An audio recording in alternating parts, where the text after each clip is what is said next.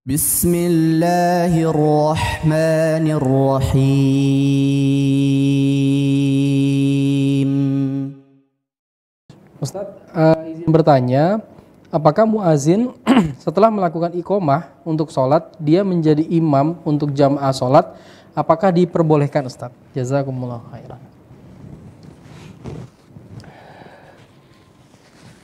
Jadi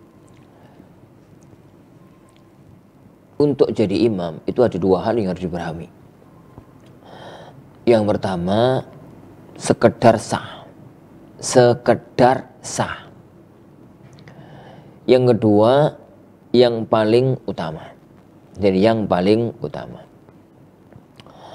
Kita bahas sekarang yang paling utama dulu. Idealnya muadzin itu yang qomat dan imam orang lain. Idealnya begitu. Karena itulah yang terjadi pada zaman Rasulullah SAW. Jadi yang muadzin itu Bilal, Abdullah ibnu Ummi Maktum, Abi Mahdurah, gitu ya, itu muadzinnya beliau sallallahu alaihi wasallam. Lah yang jadi imam Rasulullah sallallahu alaihi wasallam. Untuk jadi azan syaratnya itu, kok syaratnya? Yani apa ya? Kriterianya itu yang terbaik adalah suaranya keras, yani suaranya itu yang keras. Kenapa Rasulullah SAW yang dipilih adalah orang-orang semacam itu? Abdullah bin Ummi Maktum itu buta.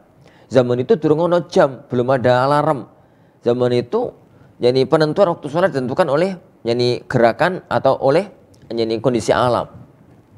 Jadi Abdullah bin Maktum itu kalau mau subuh, mau adzan subuh itu tuh para sahabat itu ngingatkan sama Abdullah bin Ummi Maktum itu sabbahakum subuh gitu ya. Sudah subuh. Akhirnya Abdullah bin Maktum kemudian karena beliau kan nggak bisa lihat fajar karena beliau buta. Ini. Lah, orang yang semacam itu dipilih oleh Rasulullah SAW menjadi muadzin karena suaranya. Karena suaranya. Lah, adapun kriterianya imam itu yang terbaik kriterianya adalah sabda beliau sallallahu alaihi wasallam, ya ummul qaumu aqra'ukum li kitabillah. Ya ummul qaumu aqra'ukum li kitabillah. Yang mengimami, yang terbaik mengimami itu yang aqra'. Yang aqra' itu paling baik bacaannya terhadap kitabullah azza wa jalla. Kalau kalian dalam bacaan Al-Quran itu sama, maka a'lamukum bisunnah, yang paling ngerti sunnah. Kalau kalian dalam masalah sunnah itu sama, yang paling dahulu masuk Islam. Kalau Islamnya sama, maksudnya sama-sama dari bayi, jadi maka yang paling tua.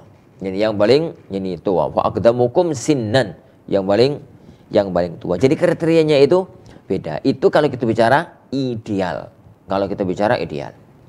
Adapun yang kedua, kalau kita bicara yang lain, bicara sekedar sah. Kalau tadi pertanyaannya apa hukum? Lah hukumnya itu kalau kita katakan sekedar sah, ya sah-sah aja.